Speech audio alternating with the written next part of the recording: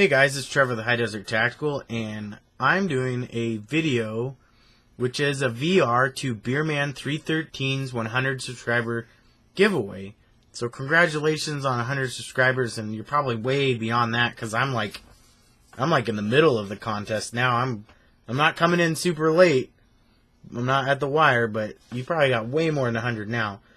But I am doing this also as a video that I've been wanting to tell this story as well, so bear with me on the story. I'll try to make it fairly quick, but I need to make some valid points on why. Now, Beerman wanted to know if you conceal carry, what is your concealed weapon choice, or concealed weapon of choice, and why do you concealed carry? And I do concealed carry. I do have a concealed weapons handgun, or I have a concealed handgun license. That's what they call it in Oregon.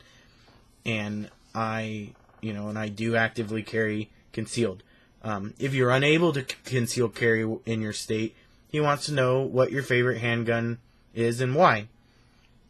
So my concealed carry gun of choice is my Ruger LC9, of course. It's the only one that I have right now other than my .38 Special. And it's a little bulky, so this is my favorite gun to carry, and it works really well, and it does the job. I use a in the waistband holster. It's the only holster I use. I've had several holsters, but this is the one I use now, and I haven't really decided to go to anything else. Works very good, and it's a great gun to shoot, and it's a great gun to have on me, and it's something that is definitely good to have and never not need, or never to need it, but whatever. So I've been concealed carrying since I was 21, and I'm 31 years old. So I've been doing it for 10 years, and I'm an active concealed carry. I don't know what kind of word. I'm very pro it. I think everybody, if you can and are allowed to, I think you should get a concealed weapons license just to have it. You don't have to carry if you don't want to, but it's good to have. So the reason why I concealed carry is about 11 years ago. I was 21 years old. It was in November, so I was almost 21.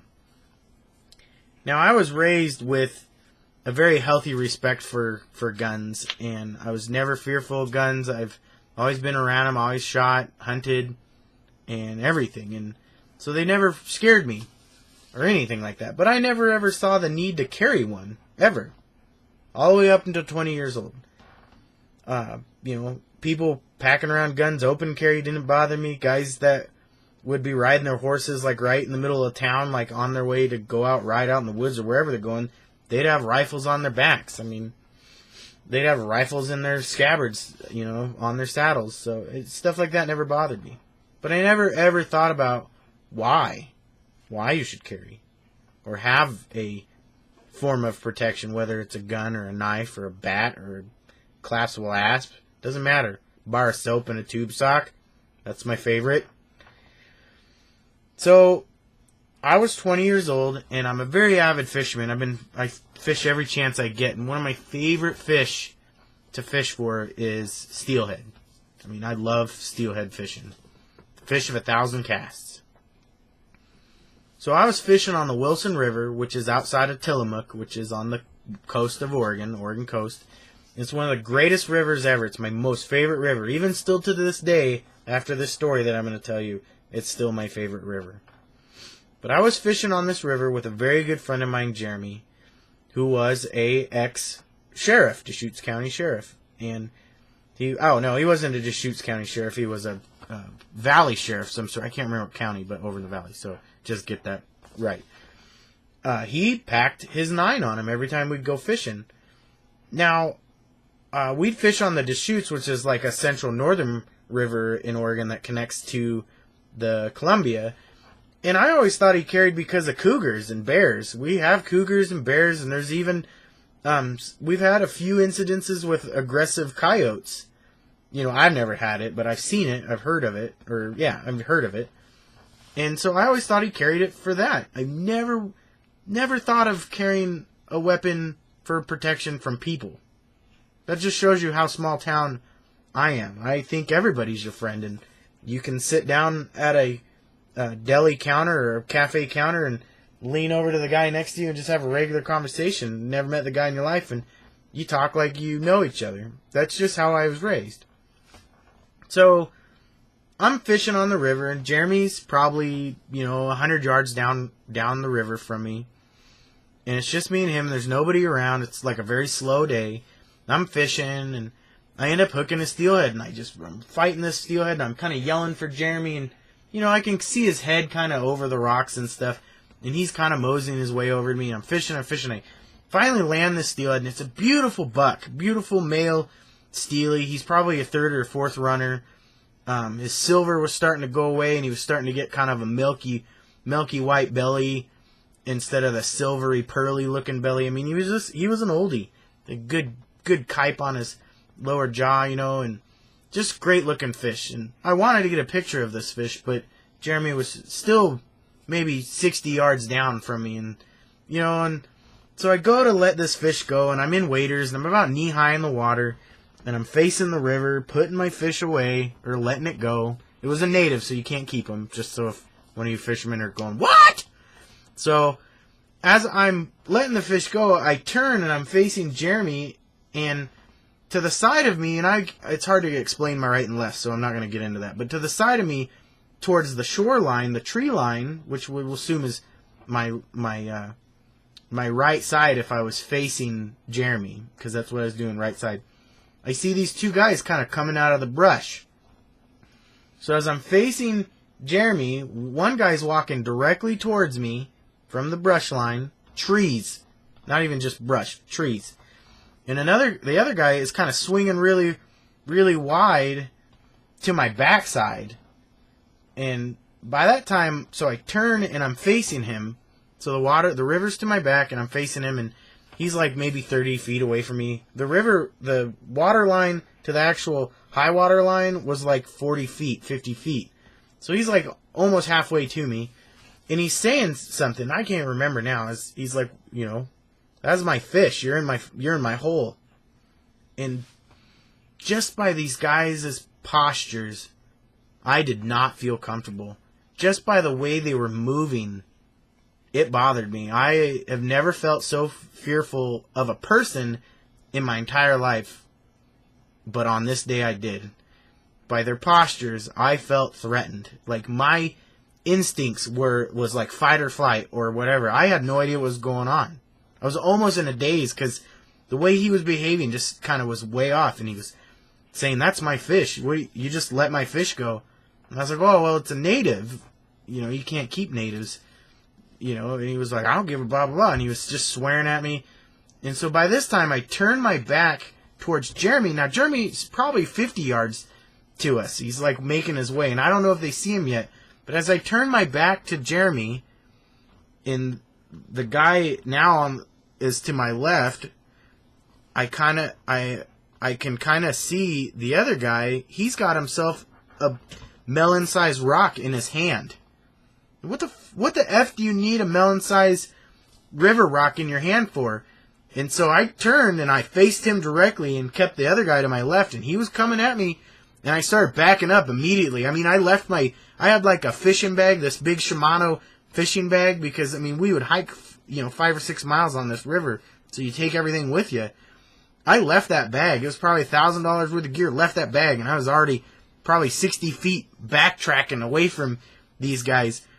And I mean, they were kind of starting to move a little faster to me, and I was like, I had no idea. By this time, everything's a blur. Jeremy was probably within 25 yards of me, and he was yelling, "What's going on? What's going on? And what are you guys doing?" And those guys finally realized Jeremy was there, and he had his 9mm out open carry on a tactical leg holster, so a holster that like mounted to his belt and then mounted around his thigh. So it was like a tactical holster. And so, I mean, I'm assuming they saw this. I don't know, but they backed off. The guy like kind of casually threw the rock into the river. Big rock, like I can still hear the water going kerpoof because it just was that big. And they kind of moseyed their way back into the woods, and that was what, I mean, I have never been so scared in my life of a person. I've done crazy things. I've snowboarded. I used to ride semi-pro for Rosignol. I I've ridden dirt bikes. I've rock climbed. I've even wanted to skydive. Never skydived, but I was never fearful of it. You know, I've ridden bulls. When I was in high school, I gave bull riding a try. I wasn't very good at it, so I tried to be a cowboy. You know, I've done things that would be scary, but nothing ever amounted to the amount of fear that I felt from these two individuals. And from that day on, I knew why Jeremy carried his gun. And it made complete sense to me from that day on. You know, in the beginning, I just never thought anything of it. That's just his choice. No big deal. So what I did was I immediately went home, and it was probably like 4 or 5 months before my birthday. I went and took my concealed weapons class, because you can take that before you're 21. It doesn't matter. You just get your certificate. My 21st birthday, I handed in my certificate, filled out the paperwork, went and got my state and federal background check, paid my money, and was waiting for the response. And then that very same day, I went and bought myself a Taurus Millennium Pro 40 compact. And it was like a great semi-auto. And this is back when Taurus probably got a little bit more credit than they do now. They're not as great as they were. But the reason why I bought it was the #1 handgun of the year at that time. It was a great gun. I kind of wish I still had it. I ended up selling it. You know, I would love to have that gun still. But ever since then, I have always wanted to have a form of protection, because people are not as good as you think. You always want to give people the benefit of the doubt. Those two guys walking towards me on that shore on that day, I thought they were friendly guys that wanted to just chat it up while you're fishing. Typical friendly fishermen. But no, these guys wanted to do me harm. They were not good people. And ever since then, I want to give people the benefit of the doubt, but I'd rather have some backup on my side as well, just in case that the benefit and the doubt,